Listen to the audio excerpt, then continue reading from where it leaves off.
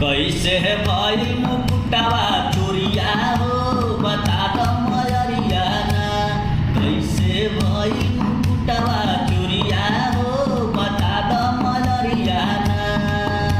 बता द मयरिया ना तोहसे पूछे पुजरिया ना। बता द मयरिया ना तोहसे पूछे पुजरिया ना। कैसे भइल मुकुटवा चोरिया हो बता द मयरिया ना। कैसे भइल मुकुटवा चोरिया हो बता द मयरिया ना। शासन पर शासन भगतन के दिहलु सुताई। चोरवन के घर के अंदर लिहलु बुलाई। शासन पर शासन भगतन के दिहलु सुताई। चोरवन के घर के अंदर लिहलु बुलाई।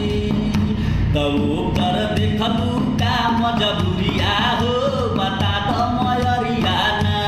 का तू देखलु हल चरिया हो बता द मयरिया ना। कैसे भइल मुकुटवा चोरिया हो बता द मयरिया ना। बता द मयरिया ना हो बता द मयरिया ना। तोहसे